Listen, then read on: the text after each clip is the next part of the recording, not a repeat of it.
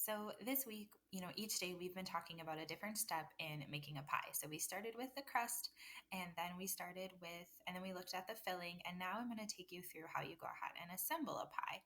So we'll be looking at concepts like fluting. We'll take a look at blind baking again, and then applying that top decorative crust. So the process for assembling a pie is a little different for a one crust versus a two crust pie. So a one crust is just that bottom crust, and a two crust is the bottom crust and then a decorative top crust. So for a one crust, this is kind of the process you follow. So you're going to go ahead and roll out the pie crust into the pan. You saw me do that earlier in the week when I was making the pie dough. Then you'll go ahead and you'll flute your edges, and then you're going to blind bake if your filling does not need to be baked. While it's blind baking, you want to go ahead and make your filling. Or if you don't need to bake the crust, you'll go ahead and make your filling, and then you'll place it into the pie pan. Then go ahead and bake the crust with the filling if the filling needs to be baked. So that's kind of your steps there. For a two crust pie, you're going to continue that first step the same. So rolling out your pie crust into your pan. You're going to make the filling then and place it into your pan that has your pie crust. You'll apply your top crust design, then you'll flute the edges, and then you'll go ahead and bake. So let's look at what this all really entails and what it takes to assemble a one or a two crust pie. So fluting is kind of that first thing. So you've rolled out your pie, and if it's a one crust pie, you're going to do the fluting now. So again, fluting is just a decorative edge that's given to pastries. I'm going to show you how to do one just using a fork. Okay, so I'm going to show you guys just probably the easiest way to flute your edges. And again, fluting is just the decoration that you give to the pie crust, okay? So we have that same pie crust that I showed you earlier in the week, and I have all these kind of ugly bits of dough hanging off. So the first thing you want to do is take a scissors or take a knife, and you just want to trim around your pie pan. Now my pie pan's a little weird because it has handles, but hey, wedding gift, it was free, so can't complain. All right, so I'm just gonna trim all of this off. And the way that I just make a decorative edge is I use a fork. This is how my mom taught me to do it. I think it's the most simple way and the easiest way, and it still looks really nice for your end product. So I have that all trimmed, okay? And now all you do is you just take a fork, okay, and you just press the tines of the fork in. And it's just gonna give it this little indentation. So it's not really fancy by any means, but it still gives it that really nice decorative look. So I'm just going to go all the way around, and I'm just going to flute this. Now I am going to show you guys then a video of just some really easy other ways to flute. One uses a butter knife, one uses a scissors. There's another one that just uses the side of your thumb, but I just like the good old fork. Okay, so at this point, depending on the type of pie we're doing, you're pretty much done, okay? If you were doing a pie that doesn't need a top crust, you can put your filling in and you're good to go, unless you have to blind bake your shelf first. So blind bake, again, is when I'm going to use a filling that doesn't need to be baked in the pie. So things like creams or custards, do that, okay? So when I blind bake, I want to just poke some holes. Okay, so I just have some holes in here. Okay. I go ahead and put some tin foil.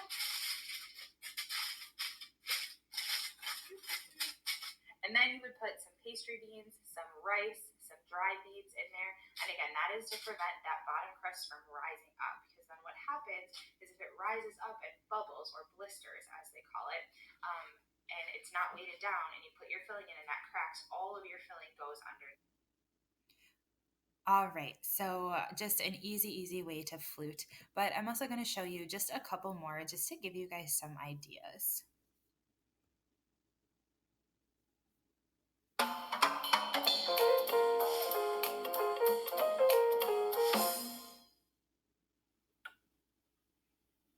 Once you've mastered the basic method for crimping a pie crust, you can start to experiment with more decorative edges.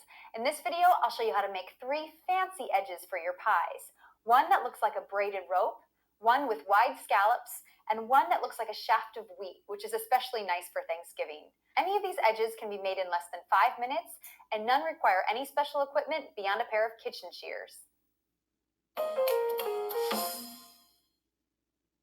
To start, I've already lined my pie plates with dough, and I've rolled the excess dough underneath itself to create a nice high edge. So we'll start out with the scalloped edge, which is actually pretty similar to the regular crimped edge, but we're just going to make wider crimps. So to do this, I form a curve with my index finger on the inside of the pie, and then press into the crust using your thumb and forefinger on the outside hand to create a nice scalloped edge. And you're just going to repeat this all around the pie. You want to make sure that you don't push too hard. You don't want the dough to go over the edge of the pie plate. It should rest directly on the rim.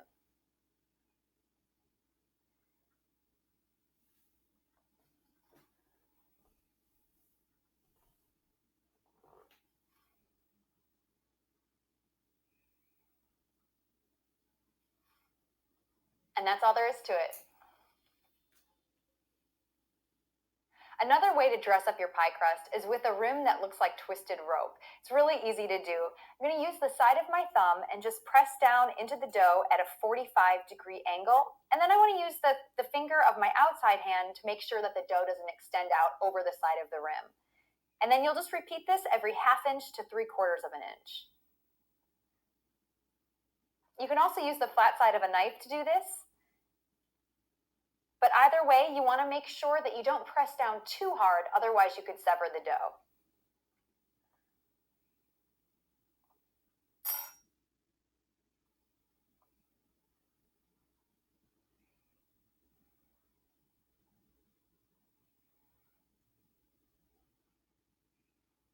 After the edge is done, I like to go around and just press down on the side of the pie tin to make sure that there's no bubbles. At this point, it looks good and we're ready to go. Now the wheat crust, which looks really complicated, but it's actually really easy. You're going to need a pair of kitchen scissors for this one, and you're just going to snip the edge at a 45-degree angle. And repeat this every 1/2 to 3/4 of an inch, all around the pie.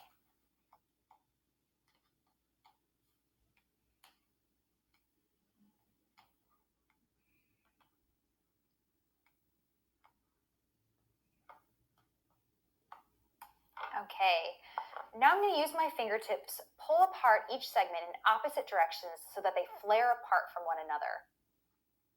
And then pinch the tip of each segment into a point so that it's more or less almond shaped.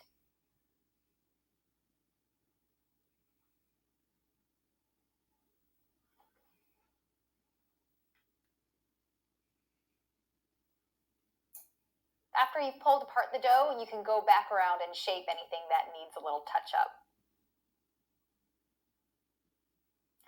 For all of these crusts, you want to make sure that you prick the bottoms and the sides with a fork and then refrigerate them for at least an hour before baking. This is going to help prevent the crust from shrinking or slumping while in the oven. It's also going to help the edges keep their beautiful shape. All right, so just a couple different fluted designs there with a couple tips for again to prick with the fork. All right. So obviously, you guys are very familiar now with blind baking. But if you're again doing that one crust pie, then you would go ahead and flute the edges. And then if your filling does not need to be baked, you would go ahead and blind bake. Again, just a reminder, that's when you bake the pie crust without a filling. And then you line the pie crust with tinfoil and you use some sort of weights. So that way, the bottom of the pie crust does not bubble up or blister during baking. Okay. So making the filling. Okay. So then we're at the point where you make your filling. So regardless if you're at a one crust or a two crust pie, now you want to go ahead and make your filling. So once you've rolled your pie crust into the pan, you'll make the filling, place the filling into the pie crust.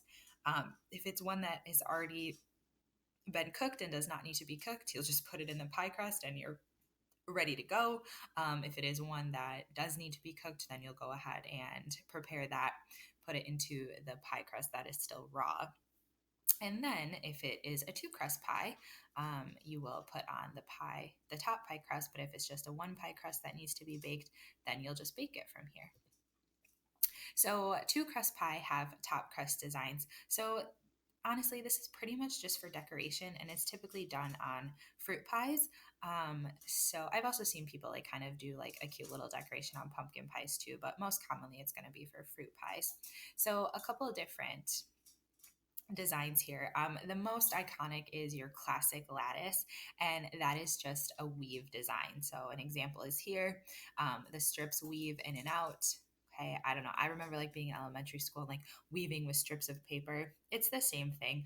So when you do this, you kind of roll out that pie crust. I usually typically use a pizza cutter, and I cut the strips. And you want to make sure those strips are long enough to hang well over the edge, like these ones are, as you weave them. Okay. An easy lattice top is just like this, but except weaving, you're not going to weave. So you'll basically lay all of your strips one way and then lay all of your strips perpendicular to them, just no weaving. A diamond lattice, this is an example of one, but oops instead of the strips being laid 90 degrees from each other here, you just lay them on more of a diagonal, so then you get like this nice little diamond in here. A mock lattice top is you actually take a cookie cutter and you cut out shapes from the pie crust, and you place them on here. So this would be an example of where they use like a leaf cookie cutter and they just place all of that. Now, a cutout top is the opposite, where they cut out with a cookie cutter um, different shapes, and then they take that top and they place it on top of the pie. And then a spiral is just where you kind of twist a spiral piece of dough, just like up here. So the purpose when you do this, one, for decoration, but two, you do need to leave holes on the decorative pie crust top to allow the steam from the filling that is now baking that needs to escape. Okay. When you then have your pie crust top connected to the bottom crust, you want to make sure to take a little bit of water and put a little water in between the bottom crust and where the top crust designs meet, just to seal that together. So here's some more cool ones that, kind of talk about the different tops that I just went over.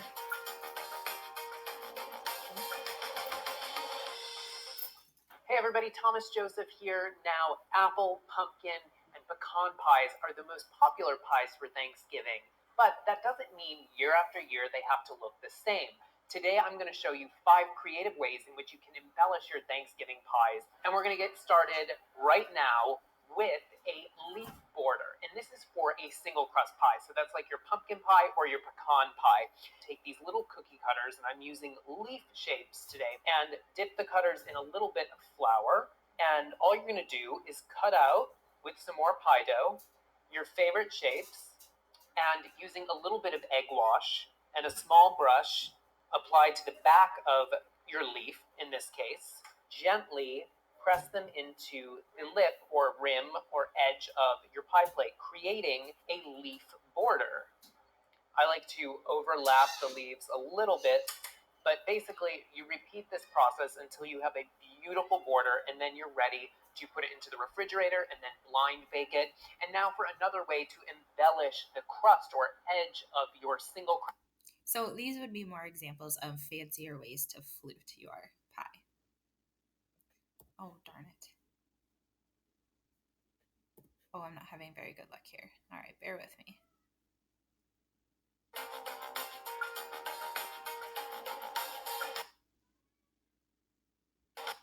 Just kind of zoom forward. Wherever you've attached 2 braids with some leaves. And now for one of my favorite things, and that is removing the negative space. So this is for a double crust pie, and this is what I call a honeycomb top to a pie, where you're cutting out circles. So I have a circle cutter, you could use a pastry tip, you could use an apple core, use a little bit of flour, and all you have to do is cut out little circles, and this is perfect for your apple pie, any other filled pie. This would totally work.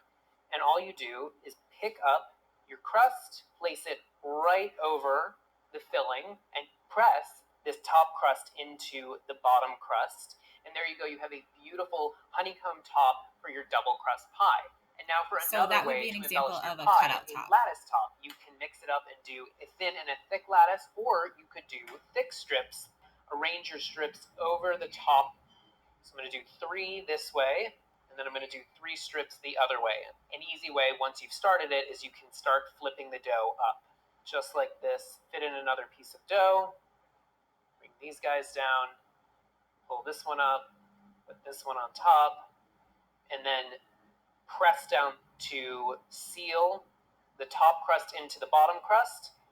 Get this right into the refrigerator and chill it until it's set and firm before baking it. And there you go, a perfect wide lattice top. So now for the final way to embellish your pie, and that is giving a decorative covering to the entire pie itself. I'm using a fluted round cutter, and give each one a little bit of a brush with egg wash on the bottom side. And what you're going to do is overlap all of your cutouts, covering the entire top of the pie. So the last little round here, you can see how great that is now. Of course, leave a little room in the center, a little hole so that some of the steam can escape from the apples. Get all of these into the refrigerator before baking in a hot, hot oven, and make sure your double crust pies, you brush them with egg wash. Okay, so kind of recap what he did. So like this would be an example of a cutout top. Okay, I'm sorry, this would be an example of an easy lattice where it uses the cutouts to make a design, like when he did the circle one. This would be the cutout top where he took the cutouts out and then kept this together. These are all just fancy examples of fluting, what he did with the leaves there. And then this is your different lattice. And I like how he does this, how he kind of plays with thinner, thicker strips. I think that's kind of fun. So you hear him mention an egg wash. So kind of your final step is once you go ahead and you apply the top crust, you do want to make sure to, you can either use an egg wash, which again is just an egg beaten with some water, and you want to make sure to seal the top crust, whatever decoration you've done, where it meets the bottom crust. Okay, and then you kind of press down and then you'll flute your edges on that top crust. Egg wash then can be applied to the whole top of the crust, and really this is the difference. This is without one and this is with one, so it just really gives it that nice golden brown color, because we know that's one of egg's jobs, is to add color to things. So that's really how you go through and you assemble a pie with some of those decorative features like fluting and designing the top crust. So there is no assignment to go along with today. So just make sure you check back in tomorrow, where I'll tell you a little bit more about your pie lab for next week.